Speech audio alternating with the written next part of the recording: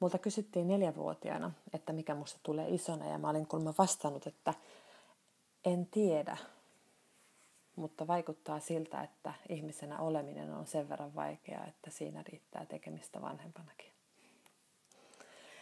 Jos kelataan vähän nopeammin, se kaikki mitä mä kelasin, kun mä olin lapsi ja nuori ja tullaan siihen aikuistumisen kynnyksellä aikaan, kun mä tulin työelämään, oli mulle muodostunut tulkinta ihmisyydestä, joka joiltain osin muistutti enemmän superihmistä kuin ihmistä. Superihminenhän on olento, joka ei pelkää mitään, jonka odotetaan pärjäävän ja olevan vahva ja hymyssä suin pelastavan muita. Se, haluavatko nämä ihmiset tulla pelastetuksi, on aivan toinen tarina, mutta superihminen tarvitsee oman tarinansa sen jonkun, jonka vuoksi hän voi lentää läpi harmaan seinän tai sukeltaa meren syvyyksiä takaisin.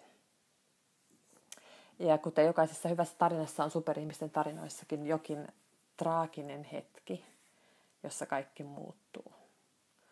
Oikeissa tarinoissa tämä käännekohta määrää, syntyykö tarinasta tragedia vai komedia, kääntyykö siis asiat parempaan vai huonompaan suuntaan. Oikeassa elämässä, kun superihminen paljastuu vain ihmiseksi, voi hetken tuntua siltä, että se käänne on huonompaan, koska se viitta, joka ennen piti mut ilmassa ja muiden yläpuolella, muuttuukin vain liinaksi tai rätiksi, joka itse asiassa peittää sen, mitä mä haluan kätkeä, että mä olenkin ihminen. Ja liinan alta paljastuu se kaikki, mitä me pidetään häpeällisenä: heikkous, haavoittuvuus ja tarvitsevuus. Kaikki se, mitä ei haluta Facebookissa paljastaa. Mun elämäni ensimmäinen vaihe oli siis todellakin tekemistä. Toivottavasti tämä toinen vaihe on enemmän olemista.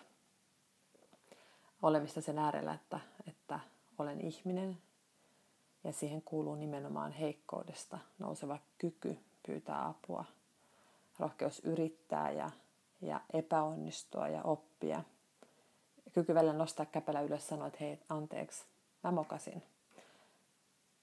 Ja jollain tavalla hämmästyttävää siinä on ollut se, että supersankarithan on aika yksin, tai tosi yksin. Mutta aito yhteys toisiin ihmisiin syntyy nimenomaan sen tunnistamisesta, että mä olen tarvitseva ja mä tarvitsen muita.